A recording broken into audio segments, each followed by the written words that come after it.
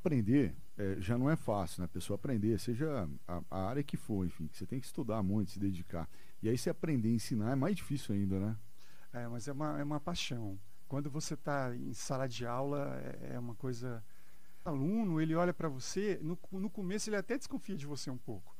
Mas depois que você entrega a sua verdade, você começa a realmente ter aquela troca, que é ensino e aprendizagem, aí você vê que dá frutos. Não é? Muito bem, a gente está falando com o Luciano Borges, colunista, articulista aqui do Jornal Diário. Você também é especialista, né, e atua nessa área de pesquisa. Como é que funciona?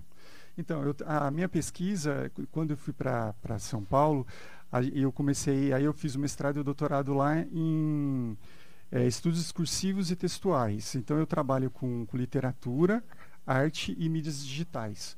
Então, meu tema de pesquisa foi trabalhar com como que a literatura, mais especificamente mitologia, ela é adaptada para games, né, para os jogos que hoje é uma indústria gigantesca que movimenta bilhões, né, em todo o mundo. Ela é tão grande quanto o cinema, quanto a música.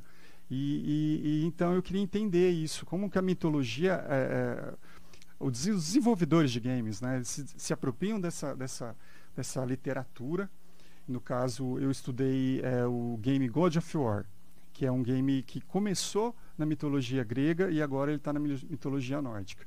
Então, como a literatura do povo grego, como a literatura do povo nórdico foi apropriada, né, foi adaptada e foi parar num jogo. E aí você consegue, por exemplo, livros como histórias como a Titanomaquia, que foi a guerra, né, entre os deuses do Olimpo com os titãs, como que aquilo vai parar, é adaptado para o game e aí vira um vídeo maravilhoso no jogo.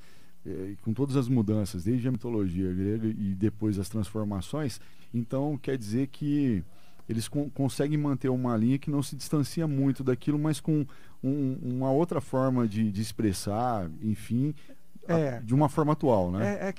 Aquele velho ditado, quem conta um conto aumenta um ponto. Então, assim, a Titanomaquia, por exemplo, no God of War 2, ele está lá. A Titanomaquia está lá, você vê aquela cena que é uma cena cinematográfica mesmo, né? Então você vê o Poseidon, você vê o Ares, você vê o Zeus lutando com os titãs. E você fala assim, aquilo que só era possível se você lesse a literatura, não é?